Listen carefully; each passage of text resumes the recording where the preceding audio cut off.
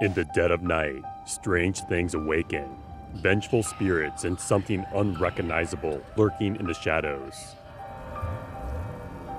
Prepare for a journey into the unknown, with eerie whispers crawling through the darkness, creepy hands clutching you from behind, and where every creak and rustle might be the last thing you hear.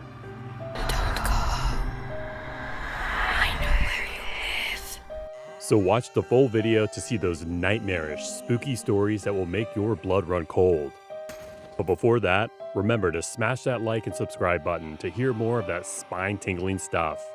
Email us and let us know if you have more nerve-wracking stories. We'll add them up next time. This incident happened when I, Sam Wilfred, was in college 2 years ago. It was the Christmas holidays, but I couldn't go home. That was because my parents had planned a trip of their own that year, and I was supposed to stay in my college dorm. Well, I didn't mind it much, to be honest. However, the night of December 17th still gives me the creeps. That night, my cousin came to spend the night with me. We decided to watch a movie, but it was a horror movie.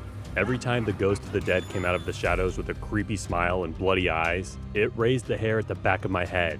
Suddenly, I stood up and just randomly asked if he wanted something to eat. He agreed. Both of us went out of the dorm to the cafeteria. Unluckily, no one was there, so we had to return empty-handed. However, just as I turned my head away from the dark cafeteria hall, I got a glimpse of something moving around. I stood still, frozen to the spot. It seemed like a man. I kept staring until suddenly, the man turned his head to look directly at me with his bloodshot eyes. I quickly turned around and caught up with my cousin. He was getting in the car to get something from the nearby store. I couldn't stop him, and I didn't want to go back alone to my room, so I sat with him. We reached the store, and my cousin decided to get juice while I checked the snack bar. Minutes ticked away, and suddenly, I felt someone staring at me. I slowly raised my head to see those bloodshot eyes staring directly at me. The ugly man with unkempt hair and bloodshot eyes looked directly at me. He smiled creepily at me and extended his hand. The other hand had a knife. I shouted, but he grasped my wrist. I tried to push him away, but all in vain. Luckily, my cousin was nearby in the nearly empty store and rushed to punch the man. The man fell to the ground. He seemed drunk. His clothes were dirty and he drooled as he lay on the ground unconscious. 911, what's your emergency? The woman at the counter quickly called the police, and within minutes, they came to take the drunk man to the police station. I took a last look at his face and shrugged. A creepy feeling still hung in the air. I, known as Noah Hill by my family and friends, used to work overtime in those days. On one of those nights, I was working on my laptop when I heard something on my porch. Although I was exhausted from the entire day's work, the sudden rustling outside my house at the most silent hours of the night jerked my brain awake. I cautiously stood up and inched towards the window. I peeped outside. A man with a hunched back and a slight beard stood stock still in front of the door.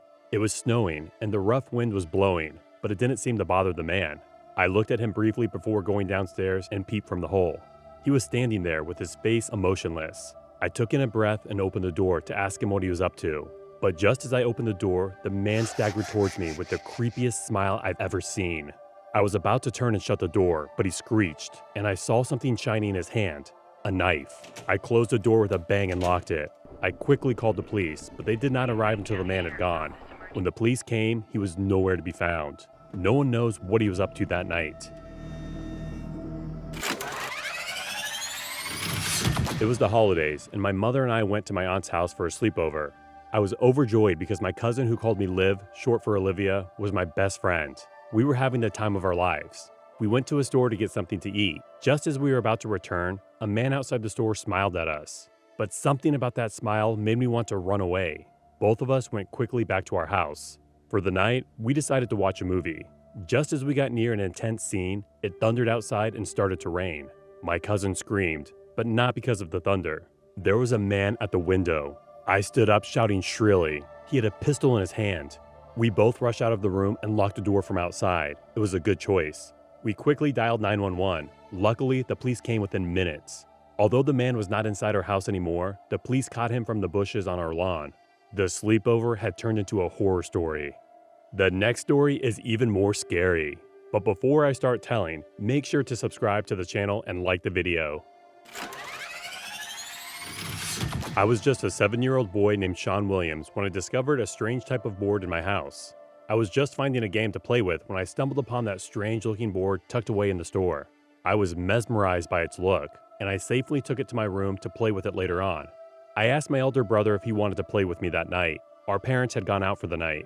I told him it was an ancient-looking board game that I had discovered in the store. He looked interested. We went to our room and I took it out. One look at it and his eyes were wide open. He told me that it was a Ouija board. I looked it up on the internet and read everything about it. We were both mesmerized and excited about what we were going to do. It was the perfect night for doing that crazy yet unpredictable stunt because our parents weren't at home that day. Late at night, just as the clock was about to strike 12, my brother turned off all the lights in the house and both of us sat down in the lounge. We lit candles as the clock ticked. An eerie atmosphere surrounded us as we laid the board on the table. Both of us started to move the planchette. Suddenly, my brother asked me to stop moving it. I stopped, but he glared at me. I was confused about how he was looking at me. I put my hands up in the air and suddenly all the color drained from my brother's face. I quickly looked back down. The planchette was moving on its own. I inched backwards in fear as the planchette moved towards yes. My brother and I looked at each other before he coughed up some courage and spoke. "Are you a good spirit?" The planchette stood still and began to move. It stopped on no. I shrieked and raced up to my room. However, midway, I heard my brother scream in a high-pitched voice. I turned back and headed back at full pace. My brother was standing with his shirt torn and a wound on his back. I turned on the lights. My brother looked at me with a pale face, but then picked up the Ouija board, set the fireplace, and threw the board in it. I just stared until he placed a hand on my shoulder and asked me not to tell that incident to anyone. To this day, I don't know how the Ouija board had found a place in my house's storeroom. I, Bertha Benz, worked until late at night at the store those days. As a girl of 19, it was sometimes inconvenient and unsuitable to stay out so late, but I never got into trouble. Not until that night. I remember that night when a strange-looking man with an even stranger scent came to the store. His eyes searched for something specific until they stopped at me. He smiled an upturned smile before he approached me. He asked me if I knew where soda was. I pointed the way to him, but he didn't move. After a few unsettling seconds, he started to hit on me and asked for my number. I was irritated by his unethical moves and the smell of garbage that came from him. I gave him the wrong number to get rid of him. He went away and I was relieved. I started to work again. Suddenly, I felt a hand at the back of my neck. I screamed, but the grip was tight. "You gave me the wrong number," the man shouted at the top of his lungs. And it was his voice that attracted the other few workers towards us. Someone loosened his grip as the man tried to draw something out of his pant pockets. I could finally breathe freely. As the man was dealt with, I ran towards the car parking. I stood there for a few seconds, trying to catch my breath, just when I heard the police sirens. I was so grateful for their perfect timing. That night was so bizarre.